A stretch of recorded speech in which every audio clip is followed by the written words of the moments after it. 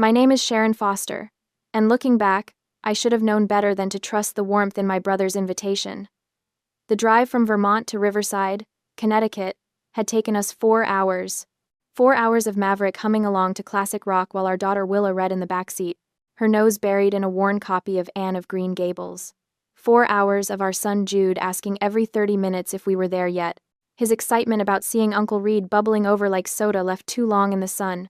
Maverick had dressed the way he always did, a soft chambray shirt from L.L. Bean, khakis that had seen better days but fit him perfectly, and the brown leather loafers he'd resoled twice because he claimed they were finally broken in right. His salt and pepper hair was slightly tousled from the drive, and he wore that easy smile of a man completely comfortable in his own skin. I'd chosen a simple cream silk blouse and navy slacks, paired with my grandmother's pearl earrings. Willa wore a vintage Ralph Lauren dress I'd found at an estate sale, soft pink with delicate embroidery, the kind of quality that lasted decades. Jude had on his favorite polo shirt and pressed khakis, looking like a miniature preppy catalog model, though he'd already managed to wrinkle the front by the time we pulled up the long driveway shortly after 7 in the evening.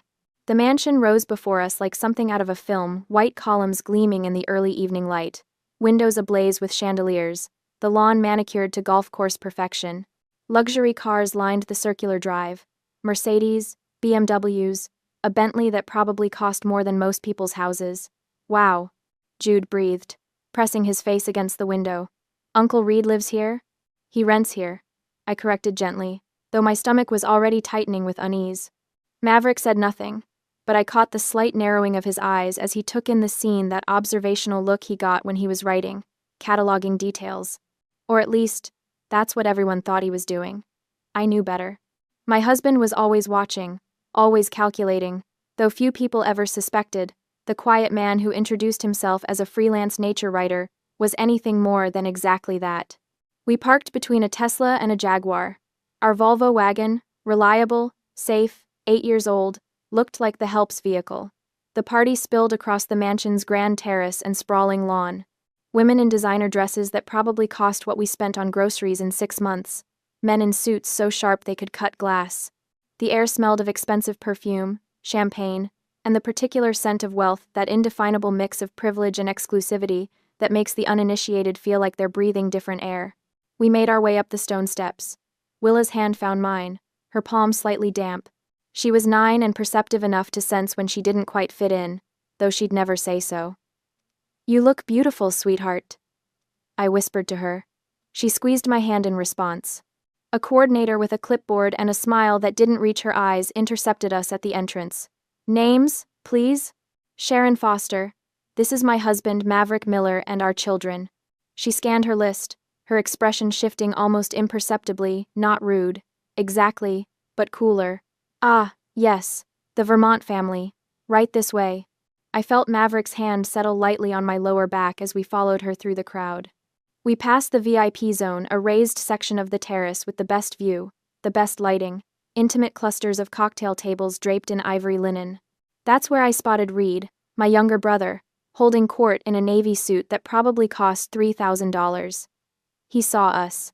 Our eyes met. For a moment, I expected him to wave us over, to introduce us proudly to his fiancée's circle. We'd driven 4 hours. I'd brought a gift, a first edition book I'd found for Helen, something I thought she'd appreciate. Instead, Reed's eyes flickered with something I'd never seen directed at me before: embarrassment. He glanced at the guests around him, all perfectly coiffed, all radiating that new money shine, then back at us in our L. Bean and vintage Ralph Lauren. He didn't move. The coordinator led us past the VIP zone, past the main seating area with its strategic proximity to the bar and the dance floor, past even the secondary tables. We ended up at a round table tucked in the corner near the kitchen door, where servers rushed past with trays and the music was muffled by the wall. The lighting was dimmer here. The view was of the service entrance. This was the fringe. Enjoy the party, the coordinator said, already turning away. Maverick pulled out a chair for me, his movements unhurried. He helped Willa into her seat, then Jude. When he finally sat down beside me, he was silent, but I saw his jaw tighten just barely, just enough.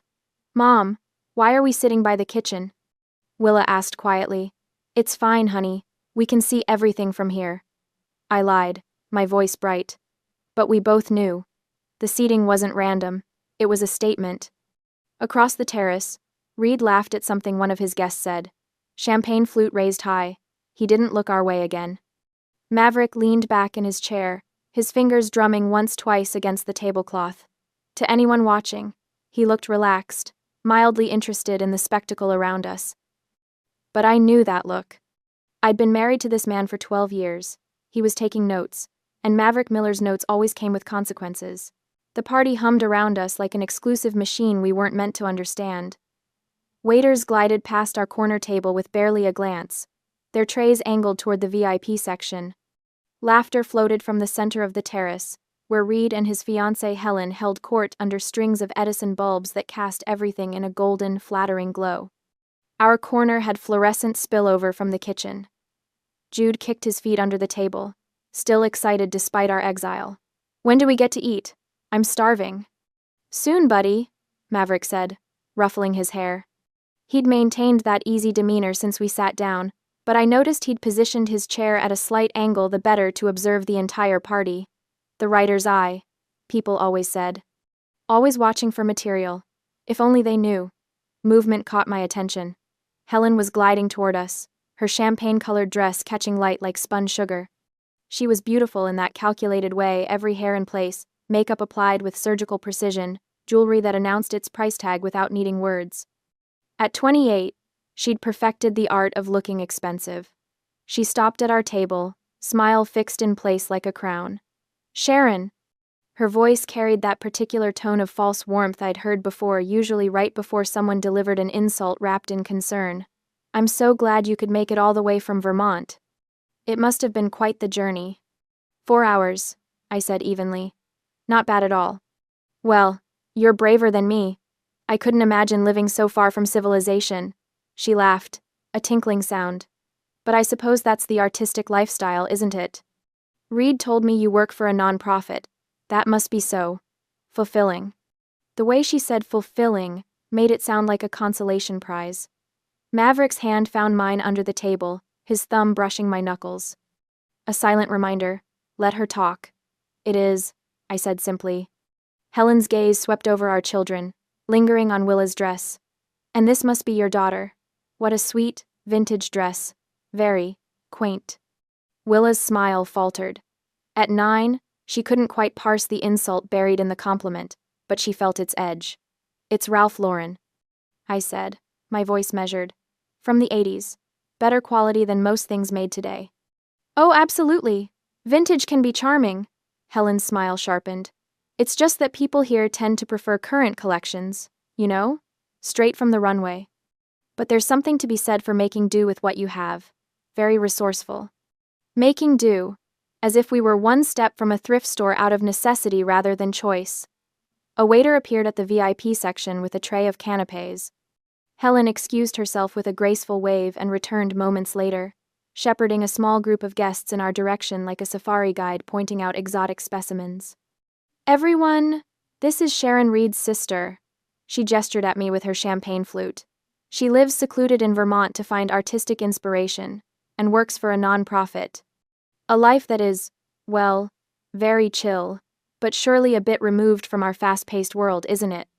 The guests smiled politely, their eyes sliding over us with practiced disinterest.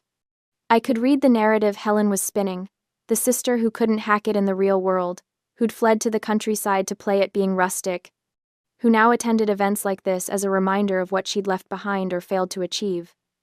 Actually, Maverick said mildly, speaking for the first time since Helen arrived, Sharon manages complex projects with multiple stakeholders and 7-figure budgets. The nonprofit sector requires quite a bit of pace, just less emphasis on profit margins. His tone was pleasant, conversational even. But there was steel underneath, the kind that most people missed, because Maverick had perfected the art of seeming harmless. Helen's smile didn't waver. Of course! Nonprofits are so important. Though I imagine the salary must be quite modest compared to the private sector. But that's the sacrifice one makes for passion, right? She moved on before I could respond, her entourage following like ducklings.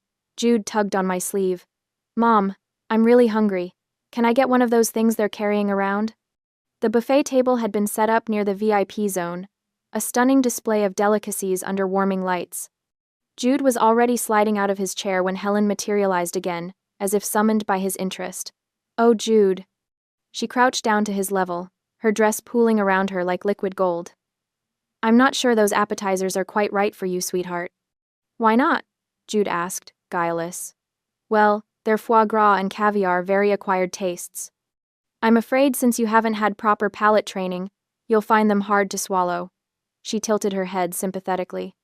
"Tell you what, I'll have the kitchen make something friendlier for you. How about spaghetti? Or fried chicken? I'm sure you're more used to those at home." The implication hung in the air like smoke. Your family only knows fast food and simple fare. You don't belong at this table, literally or figuratively. Jude looked confused. "But I like trying new things." "No need, Helen." I stood, placing my hand on Jude's shoulder. My voice was quiet but firm. "The children will sit here and eat with their parents. We teach our kids to experience everything. They don't need to be separated." For the first time, Helen's smile cracked slightly. "I was only trying to help." "We don't need help." I guided Jude back to his chair. "But thank you." Helen straightened, her expression cooling several degrees. She glanced at Maverick, perhaps expecting him to contradict me, to apologize for his wife's stubbornness. But Maverick just smiled blandly at her, the way he smiled at everyone, pleasant, forgettable, utterly unreadable. "Suit yourself," Helen said finally, "though I'd hate for the children to be uncomfortable." She swept away, leaving a wake of expensive perfume and unspoken judgment. The table fell silent. Willa picked at her napkin. Jude's excitement had dimmed considerably. Across the terrace, Reed remained absorbed in his VIP bubble, laughing and toasting, completely unaware or willfully ignorant that his fiancée was treating his family like second-class citizens. Maverick leaned over to Jude. "Hey, buddy, want to know a secret?" Jude nodded. "The best food at parties is always whatever you enjoy most. Doesn't matter if it's caviar or chicken fingers. If it makes you happy, it's the best." He winked. "And between you and me, I'd take a good burger over fish eggs any day." Jude giggled, some of his sparkle returning. But I saw the way Maverick's gaze tracked Helen across the terrace, the way his jaw set just slightly tighter. My husband was many things: patient, observant, slow to anger, but he was also fiercely protective, and someone had just insulted his children. I had a feeling Helen had no idea what she'd just set in motion. The party had reached its crescendo by 10 minutes to 8, but at our table, I was halfway through explaining to Jude why he couldn't have a third canapé when I noticed Willa's empty chair. My daughter had excused herself to the restroom 10 minutes ago. The knot in my stomach tightens. I stand, scanning the crowd for her blonde head, her vintage Ralph Lauren cardigan, the one I'd found at an estate sale, pristine condition, better quality than anything in Helen's closet. Then I see her. Willa is walking back toward our dark corner, but something's wrong. Her shoulders are hunched forward, her arms wrapped around herself like she's trying to disappear. Even from here, I can see the redness around her eyes, the way she's blinking too fast. She slides into her chair without looking at me. "Willa?" I lean closer, keeping my voice low. "Honey, what happened?" She shakes her head, her jaw clenched tight. That's when I know it's bad. Willa doesn't cry easily, she's too much like me, holding everything in until it cracks. "Sweetheart, talk to me." Her voice comes out strangled, barely above a whisper. "Can we just go home?" My heart breaks. What happened? "Some kids." She swallows hard. "There were these girls by the bathroom. They were maybe 12 or 13 and they pointed at my shoes." I look down at her feet. The suede flats, soft taupe, classic silhouette, worn but well-maintained. I'd bought them at a vintage boutique in Vermont because they were real quality, the kind that lasts, they said. Willa's voice cracks. "They said I was wearing poor person shoes. They asked if we got them from a donation bin because they looked so old." The rage that floods through me is white-hot and instantaneous. My 9-year-old daughter, my sensitive, brilliant girl who reads 3 grades above her level and volunteers at the animal shelter every weekend, mocked for shoes. I reach for her hand, but before I can say anything, I hear the click of heels on marble. Helen materializes at our table like a shark scenting blood. "Oh dear, is everything all right?" Her voice drips with false concern, pitched just loud enough to draw attention from nearby tables. Several guests turn to look, champagne flutes pausing mid-sip. We're fine, I say flatly. Are you sure? Because Willa looks upset. Helen tilts her head, her expression a practiced mask of sympathy. Did something happen? I open my mouth, but Willa speaks first, her voice small. Some girls made fun of my shoes. Helen's eyes flick down to Willa's suede flats, and I see it that microsecond of satisfaction before she arranges her face into understanding. Oh, sweetheart. She crouches down, putting herself at Willa's eye level in a performance of compassion. You know, children here are raised differently. Their parents are business leaders, philanthropists. These kids are being groomed for Yale, for Harvard. They have very refined standards. My fingers curl into fists under the table. Helen continues, her voice taking on a teacherly tone. Honestly, Sharon, I've been worried about this. The children they're not used to, well, to being in environments like this. Living so isolated up in Vermont, without regular exposure to proper social settings. She sighs, shaking her head. It causes culture shock. They don't understand the expectations. The words hang in the air like poison. She's not defending Willa. She's defending the bullies. Maybe next time? Helen says, standing and smoothing her dress. You could prepare them better? Make sure their clothing is more appropriate for the occasion? It would save everyone the awkwardness. The crowd is watching now. I can feel their eyes on us, on my children, judging. Helen's implication is crystal clear. This is your fault, Sharon. You brought your backwoods children to a place they don't belong, dressed them like charity cases, and now everyone's uncomfortable. I'm shaking. I want to scream, to tell her exactly what I think of her and her refined standards, to drag her outside, but I'm frozen, because Reed is here, somewhere in this crowd, and he's my brother, my only sibling. If I make a scene, if I cause chaos at his engagement party, I'll be the villain in this story. I stand abruptly, my chair scraping against the floor. Helen's smile widens, victorious.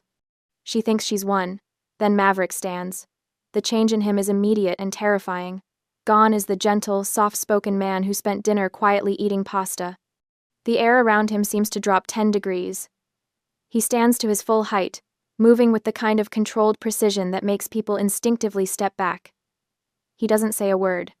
He simply stands there, one hand adjusting the button of his suit jacket that fits him like it was painted on, and the silence spreads outward like ripples in water. Conversations die, mid-sentence. Glasses stop clinking. Maverick doesn't look at Helen. He looks at me. His blue eyes are calm, cold, and completely focused. There's a question in them, one we've asked each other 1,000 times in our 17 years together. Have you had enough? It's the same look he gave me the day I told him about the harassment at my old job.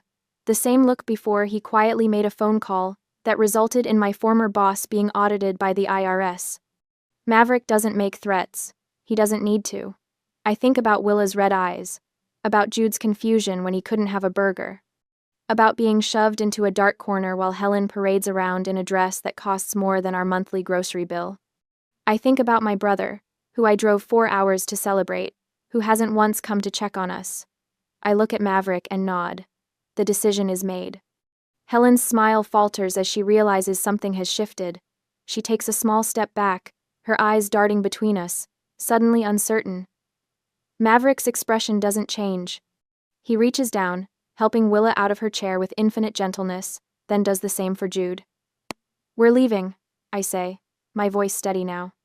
And in that moment, with my husband's silent strength at my back and my children's hands in mine, I choose their dignity over my brother's party.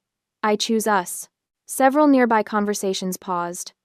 I can feel the attention shifting toward us, the whispers starting. Helen's uncertainty evaporates instantly, replaced by barely concealed triumph.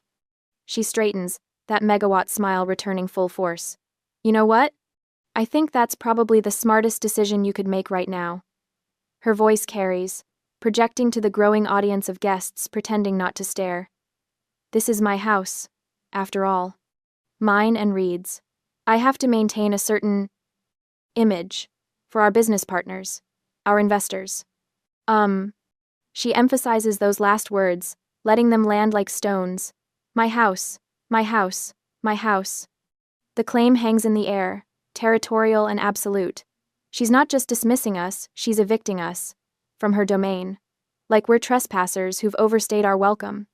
I'm gathering Willa's small purse when I catch at a flicker of something crossing Maverick's face. Not anger, not indignation, a smirk. It's gone in an instant, so quick I almost think I imagined it. But I know my husband. I've seen that expression exactly 3 times in our marriage. Once before he negotiated a hostile takeover, once before he systematically dismantled a competitor who tried to poach his entire executive team, and once before he outbid a Russian oligarch for a property in Manhattan just to prove a point. It's the look of a man who's been handed exactly what he wanted. Sharon? Sharon? Reed's voice cuts through the murmur of the crowd. He's pushing through the guests, his face flushed and confused, his tie slightly askew. He looks tired, the kind of bone-deep exhaustion that comes from trying to keep up appearances all night. What's going on? He reaches our table, eyes darting between me and Helen. Why are you guys leaving already? Helen immediately shifts gears, her hand flying to her chest in a gesture of wounded innocence. Oh, Reed, honey, it's not. I mean, Sharon said she wanted to leave. I think she's just not comfortable here. The vibe isn't really. She trails off delicately, letting him fill in the blanks. The implication is clear. Your sister doesn't fit in with our crowd. Reed's face crumples with guilt and confusion. Sharon, I'm so sorry. I didn't mean for you to feel. He runs a hand through his hair, making it stand up in stressed peaks. Maybe you should take the kids back to the hotel? Let them rest? You must be tired from the drive and... He's apologizing. To me. For Helen's behavior. And he has no idea. My brother, standing in this mansion's grand foyer, surrounded by crystal and marble and imported flowers, actually believes he lives here. Believes this is his home, his party, his life. He has no clue that every piece of furniture he's lounging on, every room he's hosting in, every inch of this partnership with Helen exists because Maverick decided to be generous 3 years ago. Reed thinks he's the host, the master of the house. In reality, he's a tenant, whose lease is about to expire. It's fine, Reed, I say quietly, slipping my arm around Willa's shoulders. We'll get out of your way. No, it's not. He's flustered now, aware that people are watching, that this doesn't look good. You came all this way. I wanted you to be here. Reed, sweetheart. Helen touches his arm, her voice honey-sweet. Let them go. Sharon clearly wants to leave, and we have guests to attend to. The Castellanos were asking about the investment timeline, and... She's steering him away, redirecting his attention like she always does. Reed's shoulders sag in defeat. He shoots me one more apologetic look before allowing himself to be led back toward the center of the party, toward the lights and the laughter and the people who matter in Helen's world. Maverick is silent beside me, helping Jude into his jacket with methodical care, but I see it again, that tiny quirk at the corner of his mouth when Helen said, "My house." Maverick? I murmur as we start toward the door. Not yet, he says softly. His voice is calm, almost pleasant, but there's something underneath it, something that makes the hair on the back of my neck stand up. We're almost to the foyer when Helen's voice rings out behind us, bright and performative. Drive safely. And Sharon, maybe next time, let us know if you need recommendations for the children's clothing. I know some wonderful boutiques that aren't too expensive. The laughter that follows is polite but present. Several guests are openly watching now, champagne flutes in hand, entertained by the drama. Willa's hand tightens in mine. Maverick stops walking. He doesn't turn around, doesn't react visibly, but something shifts in the air, a change in pressure, like right before a thunderstorm breaks. He reaches into his jacket pocket and pulls out his phone. The motion is casual, unhurried. He taps the screen a few times, scrolling through something. Actually, he says, his voice carrying effortlessly across the marble foyer. Before we go, there's something I need to discuss with Reed. The room goes quiet. Helen's smile freezes. I'm sorry, what? Maverick finally turns, and the look on his face is pleasant, professional. The expression of someone about to discuss a minor contract detail. Reed, he calls out. Could you come here for a moment? It's about the house. My brother emerges from the crowd again, now looking completely bewildered. The house? What about... The lease, Maverick says simply. I wanted to give you proper notice in person, since we're all here. Reed blinks. Notice? What notice? And just like that, the trap springs shut. The party noise seemed to fade into a dull hum as Maverick stepped forward. There was something different about him now. The quiet, amiable writer had vanished, replaced by someone who moved with the confidence of a man who'd spent decades in boardrooms where millions changed hands with a signature. Reed, Maverick said, his voice low but carrying an authority that made several nearby guests turn their heads. Do you remember the name of the parent company on the lease you signed? My brother blinked. Confusion, replacing the embarrassment that had been written across his face moments before. What? Why would that matter right now?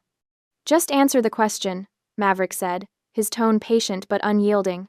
Reed's forehead creased as he searched his memory. I think it's Ironwood Holdings? I honestly don't remember the details. I just signed through the agent 3 years ago. Is there a problem with the property management or something? The corner of Maverick's mouth twitched, not quite a smile, but close. He pulled out his phone with deliberate slowness, scrolled for a moment, then turned the screen toward Reed. Read it. Out loud. Reed leaned forward, squinting at the illuminated text. His lips moved silently at first, then his voice emerged, shaky and confused. Internal directive, dated April 2020. From V. Miller, Chairman. Subject, Foster Account Exception. He paused, his face going pale. Approve exception for Reed Foster's residential file. Freeze 2020 rental rates indefinitely, regardless of market adjustments. Any difference between frozen rate and current market value is to be accounted for in the chairman's family charity adjustment account. The silence that followed was absolute. Even the string quartet seemed to sense something monumental happening and let their music trail off, plunging the terrace into a deadly stillness. I don't, Reed's voice cracked. What does this mean? Helen had gone utterly still beside him, her champagne flute frozen halfway to her lips. I watched as understanding began to dawn on her face slowly at first, then all at once, like watching ice crack across a frozen pond. It means, Maverick said, his voice carrying clearly across the suddenly quiet gathering, that the luxurious lifestyle you've been enjoying for the past 3 years has been subsidized. Heavily subsidized. The market rate for this property is currently $4,200 per month. You've been paying $2,800, the frozen 2020 rate. That's a difference of $16,800 per year. Over 3 years, that's $50,400 in effective charity. Reed staggered backward as if he'd been physically struck. No, that's not. I can afford this place. I make good money. You make a good salary, Maverick corrected gently. But you're not rich, Reed. You're what financial advisors call a Henry High earner, not rich yet. You spend everything you make trying to maintain an image that's beyond your actual means. Without the subsidy, you couldn't afford this address. You certainly couldn't afford it while also funding those European vacations and the luxury car lease and the country club membership Helen insisted on. I watched my brother's face crumble. Watched him realize that every dismissive comment Helen had made about people who don't understand quality, every sneering remark about knowing your place in the world, all of it had been built on a Daggio foundation of charity. Charity from the man she'd been mocking all evening. Maverick turned to Helen, whose face had transformed from its usual haughty composure into something raw and exposed. You're right about one thing, Helen. Class cannot be faked. Real class isn't about designer labels or knowing which fork to use or making sure everyone sees your expensive watch. Real class is about character, about how you treat people when you think they can't do anything for you. He paused, letting his words sink in. Around us, the gathered guests stood transfixed, their cocktails forgotten. The class you've been so proud of for 3 years, this address, this lifestyle, this social standing, it's been funded by my family's charity.